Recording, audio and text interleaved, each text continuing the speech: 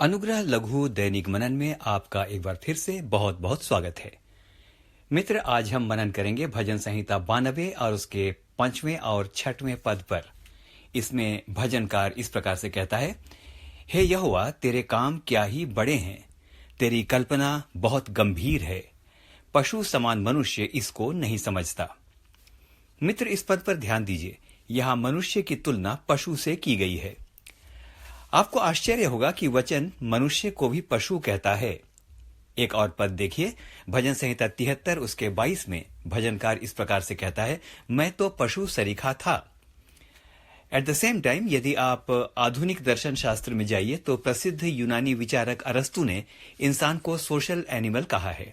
उसकी प्रसिद्ध परिभाषा आपको याद होगी, man is a social animal. तो साथियों, आज इसी क्रम में हम एक नए विषय पर मनन करेंगे। व्यवस्था विवरण और लैव व्यवस्था की पुस्तक में देखें तो हमें शुद्ध और अशुद्ध पशुओं की चर्चा मिलती है। उदाहरण के लिए लैव व्यवस्था 11 उसका 3 और व्यवस्था विवरण 14 उसके 6 को देखा जा सकता है। इन पदों के अनुसार वही पशु शुद्ध हैं जो पागुर करते हैं और जिनके खुर फटे हुए हों। उत्पत्ति 8 और उसके 20 में वचन कहता है, तब नूह ने यहोवा के लिए एक वेदी बनाई और सब शुद्ध पशुओं और पक्षियों में से कुछ कुछ लेकर वेदी पर होम बलि चढ़ाया। तो मित्र, अब हम समझ गए होंगे कि वचन स्पष्ट रूप से बताता है कि पागुर करने वाले पशु शुद्ध माने गए हैं। क्या आपने कभी किसी पागुर करने वाले पशु, विशेषकर बैल इत्यादि को देखा है?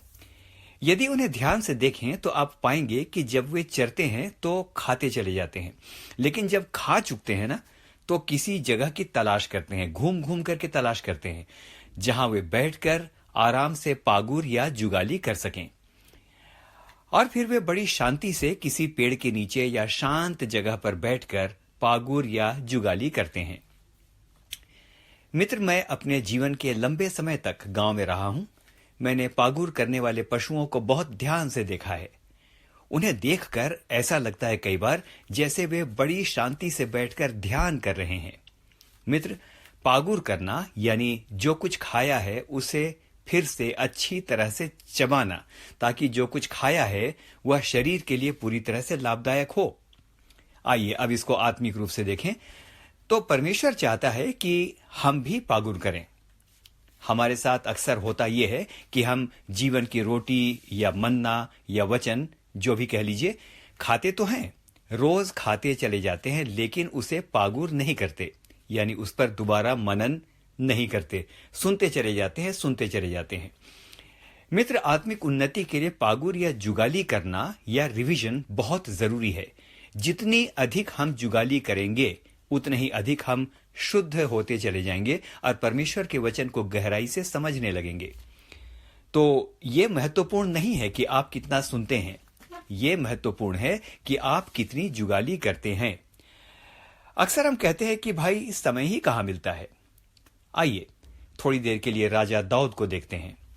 वो राजा है, प्रजा का भारी बोझ उसके पास है, उसके पास भी समय नहीं होगा। वो बहुत व्यस्त है और मुझे निश्चय है कि वो हम सबसे अधिक ज्यादा व्यस्त होगा। लेकिन सुनिए, वो भजन संहिता 63 और उसके 6 में क्या कहता है। राजा दाऊद कहता है, जब मैं बिछौने पर पड़ा तेरा स्मरण करूंगा, तब मैं रात के एक एक पहर में तुझ पर ध्यान करूंगा। मित्र, हमने एक बात और सुनी थी, शुद्ध पशु होने की 2 शर्तें हैं। जो पहली शर्त है वो है पागुर करने वाला, और दूसरी शर्त है फटे हुए खुर या पांव का होना। एक बहुत गंभीर बात आपको बताना चाहता हूं।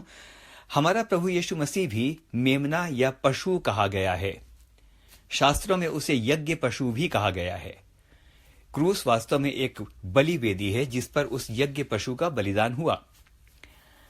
तो आइए ध्यान से सुनते हैं। हमारे यीशु का वचन पर रात दिन ध्यान करना और हर समय प्रार्थना में बिताना यह बताता है कि वो कितना अधिक जुगाली करने वाला या कितना अधिक मनन करने वाला था। यीशु को यज्ञ पशु भी कहा गया है। उसके खुर या पांव भी तब फट जाते हैं जब उसके पांव में कीलें ठोक दी जाती हैं। मित्र, इसका अर्थ यह नहीं है कि इससे पहले वह अशुद्ध है लेकिन इसका अर्थ यह है कि वचन में बताए गए शुद्ध पशु के सारे लक्षणों को पूरा करके वह संपूर्ण मेल बलि और हमारे लिए उत्तम बलिदान बना।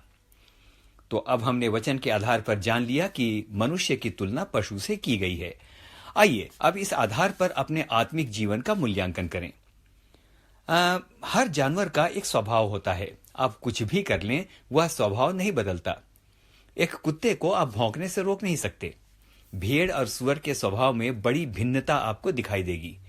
क्या भिन्नता है आपको बताऊं। भेड़ सफाई पसंद है, जबकि सुअर को गंदगी से मोह है।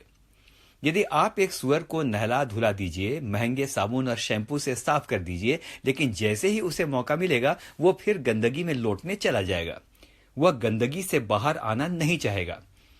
वचन उसके बारे दूसरा पत्रस 2 और 22 में इस प्रकार से बताता है, धोई हुई सुअरनी कीचड़ में फिर लौटने के लिए चली जाती है। लेकिन इसके विपरीत यदि आप भेड़ को गंदगी या कीचड़ में डाल दें तो वह तब तक बेचैन रहेगी और चिल्लाती रहेगी जब तक उसे बाहर ना निकाल दिया जाए। तो एक विश्वासी और अविश्वासी के बीच ऐसा ही अंतर है। यदि एक विश्वासी को अनर्थ और अधर्म के वातावरण में रखा जाए तो वो बेचैन हो जाएगा और तब तक बेचैन रहेगा जब तक उस अधर्म की स्थिति से वो बाहर नहीं आ जाता, क्योंकि उसके अंदर बसा पवित्र आत्मा उसे कायल करेगा। पवित्र आत्मा हमें कायल करता है। इसका वर्णन हमें यूहन्ना 16 उसके 8 में मिलता है। लेकिन ठीक इसके उलट यदि एक अविश्वासी को पाप की दशा में छोड़ दिया जाए तो उसे बहुत फर्क नहीं पड़ता, क्योंकि ये उसके लिए एक सामान्य सी बात है। दूसरा कुरिन्थियों 4 और 4 में हम इस संदर्भ को देख सकते हैं। तो मित्र, कुछ सवाल आज अपने आप से पूछिए। क्या आपको पाप या अधर्म से बेचैनी होती है? यदि ऐसा है तो आप आत्मा से जन्मे हैं। पहला यूहन्ना 3 और उसके 9 में यह वर्णन आपको मिलेगा। तो आइए अब समाप्त करते हैं। वचन को खाएं जरूर, लेकिन जुगाली भी करें, ताकि हमारे पांव वचन को लेकर लोगों के जीवनों के पर्वतों पर जयवंत जीवन का संदेश लेकर जा सकें। आपसे अनुरोध है कि इस वचन को अपने मित्रों के साथ खूब शेयर करें, साझा करें। हम में से हर एक को परमेश्वर आशीष दे।